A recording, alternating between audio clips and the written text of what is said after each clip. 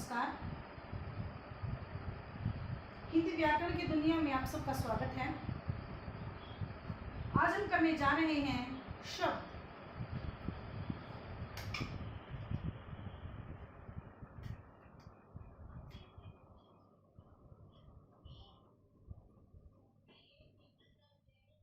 ये हो गया शब्द।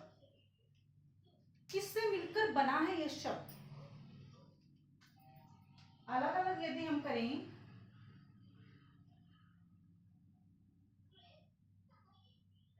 किससे मिलकर बना? वर्णों से, अनेक वर्णों से। तो परिभाषा स्पष्ट है।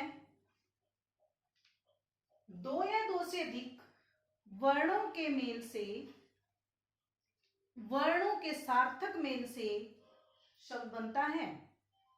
सार्थक जिसका कुछ अर्थ निकलता हो। निरर्थक तो शब्द बनेगा ही नहीं, उसको हम शब्द नहीं कह सकते।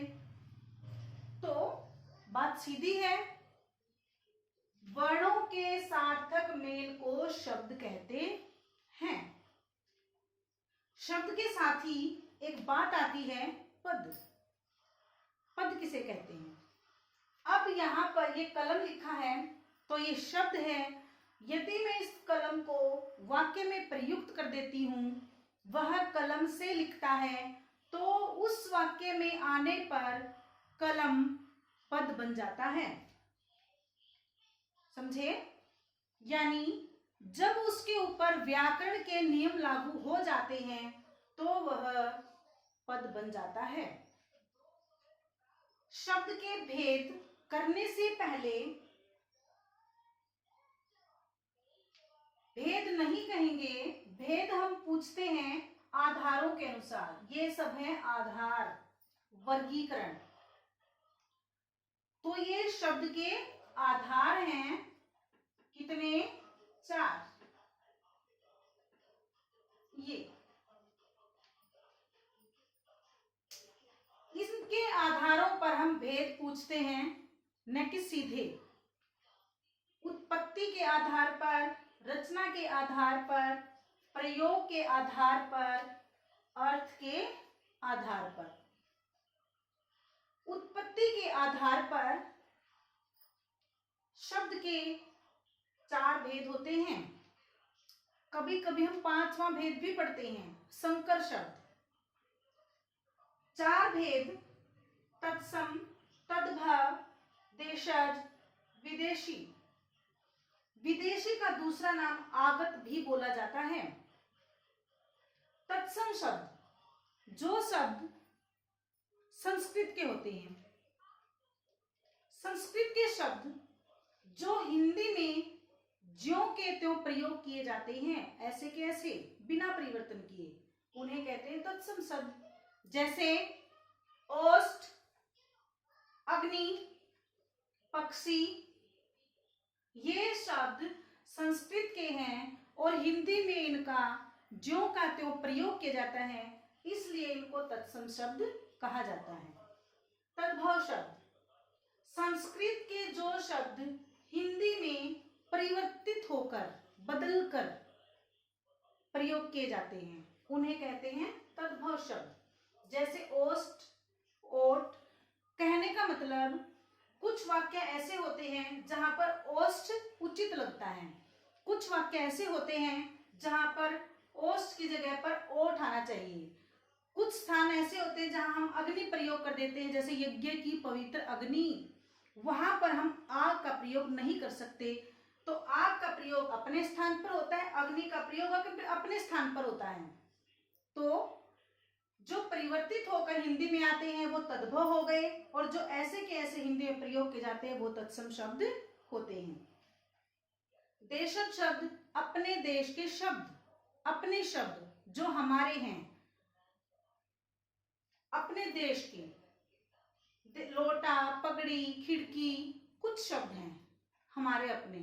हिंदी में बहुत से शब्द, अधिकाधिक शब्द हमने विदेशी भाषा से ग्रहण कर रखे हैं। विदेशी शब्द बहुत सारे हैं, उर्दू, फारसी, पुर्तगाली, अंग्रेजी।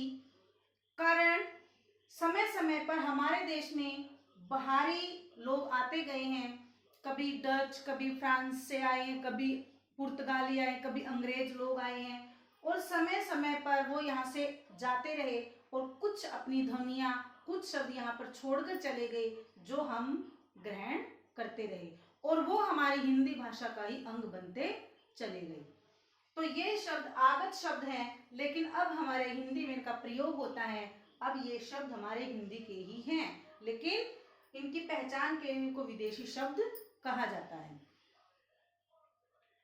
दूसरा आधार, रचना के आधार पर 3 भेद होते हैं, रूढ़, यौगिक, योग रूढ़। रूढ़ शब्द होता है मूल शब्द, इसका दूसरा नाम होता है मूल। मूल क्यों कहा जाता है इसको? क्योंकि यह शब्द अपने आप में पूर्ण होते हैं, इसलिए इनको मूल शब्द कहा जाता है। इनको किसी की आवश्यकता नहीं होती अपना अर्थ देने के लिए, और दूसरी बात, जब हम इनका विग्रह करते हैं तो इनका कोई अर्थ नहीं निकलता है, इसलिए इनको रूढ़ शब्द कहा जाता है। यौगिक, योग होना, जोड़ना, 2 के योग से बनने वाले शब्द, 2 शब्दों को जोड़कर बनाए गए शब्द यौगिक शब्द कहलाते हैं।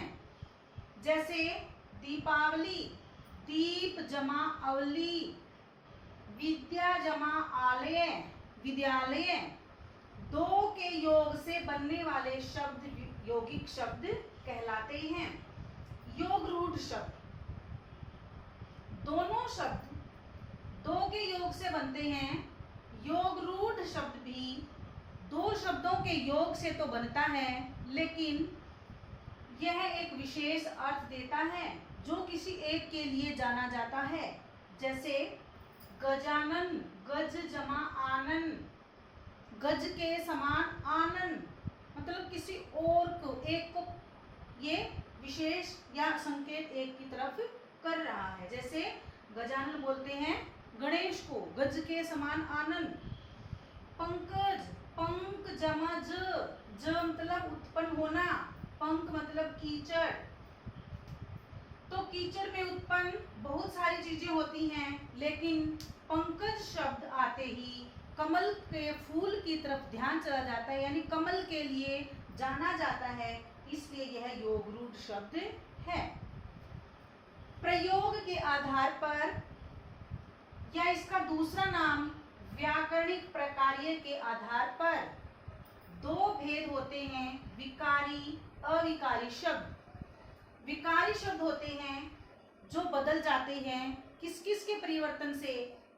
लिंग, वचन, कारक, काल आदि के कारण जो शब्द परिवर्तित हो जाते हैं उन्हें विकारी शब्द कहा जाता है। जैसे संज्ञा, सर्वनाम, विशेषण, क्रिया। अविकारी शब्द यानी अव्यय, जो कभी भी परिवर्तित नहीं होते हैं, बदलते नहीं हैं किसी भी परिस्थिति में। क्रिया विशेषण, संबंध बोधक, समुच्चय बोधक, विस्मयादि बोधक। अर्थ के आधार पर शब्द भेद, सार्थक और निरर्थक 2 भेद होते हैं। सार्थक का मतलब जिनका कुछ अर्थ निकलता है वो हो गए सार्थक, और जिनका कुछ अर्थ नहीं निकलता है वो हो गए निरर्थक। जैसे चाय सार्थक है लेकिन वाय सार्थक नहीं है, रोटी सार्थक है लेकिन वोटी सार्थक नहीं है। तो सार्थक के भेद होते हैं, एकार्थक, एक अर्थ देने वाला शब्द, अनेकार्थक, एक शब्द जब अनेक अर्थ देता हो, जैसे पत्र का पत्ता और चिट्ठी 2। समानार्थक, समान अर्थ देने वाले शब्द, पर्यायवाची जिसको हम कहते हैं। विपरीतार्थक, विपरीत अर्थ देने वाले शब्द यानी विलोम शब्द, अनेक शब्दों के लिए एक शब्द। श्रुति संभिन्नार्थक शब्द, सुनने में समान लेकिन अलग अर्थ देने वाले शब्द, श्रुति संभिन्नार्थक शब्द। ये हो गए अर्थ के आधार पर शब्द भेद। तो यह हो गया हमारा शब्द का विषय पूर्ण। एक बात ध्यान रखें, शब्द के भेद कभी भी बिना आधार के नहीं पूछे जाएंगे, पहले आधार का सहारा लेना पड़ेगा, तब ही हम शब्द के भेद बता सकते हैं।